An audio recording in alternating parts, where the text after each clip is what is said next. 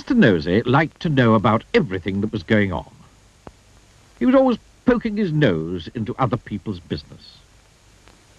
Mr. Nosey was the sort of person who, if he came upon a locked door, couldn't resist looking through the keyhole to see why the door had been locked.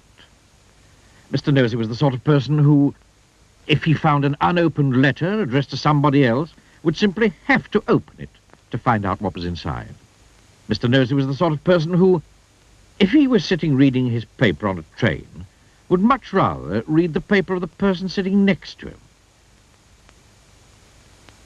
Naturally, as you might well imagine, Mr. Nosey was not very popular. People did not like the way in which Mr. Nosey would peek and pry into their affairs. They did not like it at all.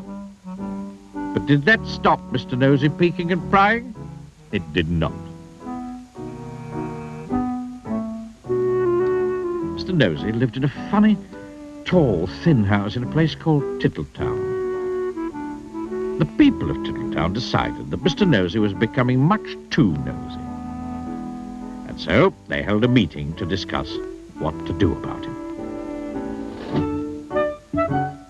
We must find some way of stopping his being so nosy, said old Mr. Chips, the town carpenter. That's right, said Mrs. Washer, who ran the Tittletown laundry. He needs to be taught a lesson. If only we could think of a way to stop him poking his nose into everything, said Mr. Brush, the painter. And then a small smile spread over his face. Listen, he said, grinning. I have a plan. All his friends gathered round to listen to his plan.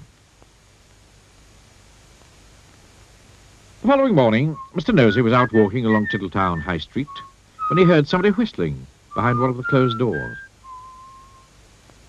I wonder what's going on here, he thought to himself, and tiptoeing up to the door, he quietly opened it and peeped in. Splash went a very wet paintbrush right on the end of Mr. Nosey's nose, covering it with bright red paint. Oh, dear. I am so sorry, said Mr. Brush, who was painting the inside of the door.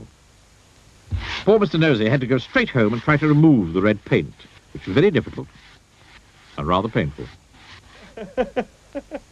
Mr. Brush chuckled to himself. The plan had begun. The following day, Mr. Nosey was walking past the laundry when he heard someone laughing on the other side of the wall. I wonder what's going on here, he thought to himself. And, standing on tiptoe, he looked over the wall. Snap! Went a clothes peg right on the end of Mr. Nosey's nose. Oh, dear. Oh, I am sorry, said Mrs. Washer, who was hanging up clothes on a washing line on the other side of the wall. Poor Mr. Nosey removed the clothes peg and went off down the street feeling extremely sorry for himself and for his poor red nose. Mrs. Washer chuckled to herself. The plan was working. The next day, Mr. Nosey was going past a fence when he heard hammering. I wonder what's going on here, he thought to himself.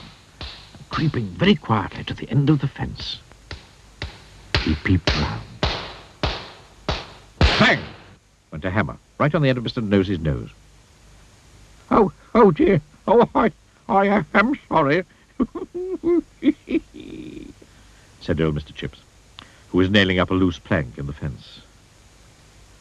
Poor Mr. Nosey had to go home immediately and bandage his poor red sore nose.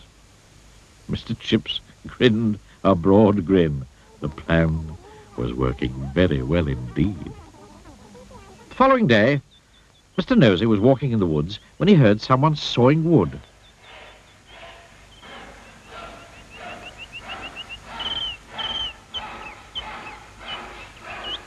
I wonder what's going on here, he thought to himself, and crept up behind a tree. He was just about to peer out from behind the tree when it suddenly occurred to him that if he did, something very nasty might happen to his nose. And so he went on his way without being nosy. Behind the tree, with a saw raised in his hand, stood Mr. Hurd, the farmer. When he saw that Mr. Nosey had gone on his way without being nosy, he laughed and laughed and laughed. The plan had worked. Mr. Hurd hurried off into Tittletown to tell everybody. The plan really had worked, because after that Mr. Nosey stopped being nosy and soon became very good friends with everybody in Tittletown. And that really is the end of the story, except to say that if you were ever tempted to be as nosy as Mr. Nosey used to be, you'd better expect one thing, a very sore nose.